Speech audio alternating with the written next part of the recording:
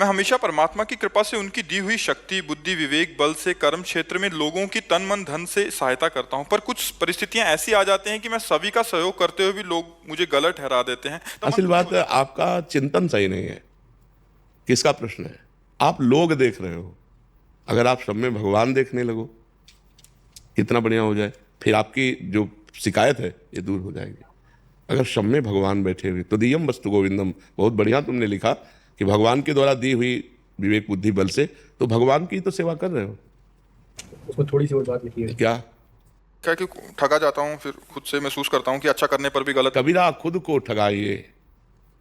तुम्हारा पूर्व का यदि कर्म है और आप इस समय नवीन कर्म कर रहे हैं, इनका हित करना, और ये बदले में आपको ठग रहे हैं, तो आपको प्रसन्न होना चाहिए कि मेरा तो पुण्य बन गया और इसका हिसाब था मेरा, वो चुकता हो गया, तो बढ़िया हो गया। परेशानी क्या हुई? महाराज जी, फिर कई बार ऐसा होता है कि अपन डिप्रेस भी होते हैं इन चीजों से।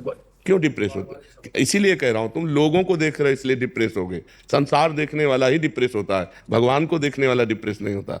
अगर सब में भगवत भावना करो, और भगवान है सब में, सिय राम में सब जग जानी, करो प्रणाम जोरी जुग पानी, सब में भगवान है, पास धन है, हम इनको दे दिया। अभी हमको गाली दे रहे हैं, हमारे साथ कपट कर रहे हैं, हमारे साथ छल कर रहे हैं, तो हमारा तो हिसाब हो गया, हमारा कर्म बन गया उत्तम। अब ये जो हमें गाली दे रहे हैं, ये हमारे पूर्व जन्म का कोई हिसाब है, तो वो भी चुकता हो रहा है। हमको ये विचार करके प्रसन्न होना चाहिए, हमको ये विचार करके निगेटिव नहीं जाना चाहिए मैंने इसका हित किया। ये बात गलत सोच है, ये परमार्थ के अध्यात्म के हिसाब से गलत है, इसीलिए हम डिप्रेस हो जाते हैं। हमारे जैसे अपन किसी की मदद करें या कुछ भी करें, तो उसके कहते हैं कि अपन किसी उसके कर्म वो भुगत रहा था और अपन ने उसके जाके उसकी मदद कर दी, तो क्या उसके कर्म अपने? तो आपका कर्म उसके कर्म से जुड़ा हुआ था, इसलिए आपको वहां सम्मिलित किया गया, इसीलिए आपको वहां भेजा गया कि अब उसके दुखमय कर्मों में आप अपना हिस्सा दीजिए और उसके दुख को निवारण कीजिए, तो आपको मिलेगा पुण्य और उसका कट गया पाप। बिना संयोग भगवान के कराए थोड़ी तुम पहुंच गए। मान लो कोई तड़प रहा है और आप पहुंच जाते हैं और आप उसकी तड़पन को मिटा देते हैं, अस्पताल ले जा करके उसके दुख को मिटा देते हैं, तो आपका भगवान के द्वारा भेजा हुआ कार्य है। आप भगवान की तरफ से प्रेरित होके गए, तो आपका तो बना पुण्य और उसका कट गया पाप, दुख निवृत्ति हो गई। तो ये संयोग होता है। आपको ही क्यों भेजा? आप ही क्यों आ गए? किसी और को भेज देते। तो ये भगवान का विधान है, इस बात को समझना चाहिए। आप स्वयं से नहीं गए, आपको ले जाया गया है। ताही न आवे ताही पर, ताही तहां ले जाए। जैसी हो भवतव्यता तैसी बने सहाय, आप ना आवे ताही पर, ताही तहां ले जाए। वो भगवत विधान होता है। तो भगवान की जय जयकार करनी चाहिए कि मालिक मुझे ऐसा किसी दुखिया के दुख निवारण का मुझे सौभाग्य दिया। तो ये थोड़ी है कि उसके प्रारब्ध कर्म को मिटाओगे तो आपको पाप लगेगा, आपको पुण्य होगा, क्योंकि उसके असत कर्मों के परिणाम स्वरूप उसे दुख मिला और उसकी दुख निवृत्ति में आप सहयोग किए, तो उसके पाप कट गए, आपका पुण्य बन गया। समझ गए?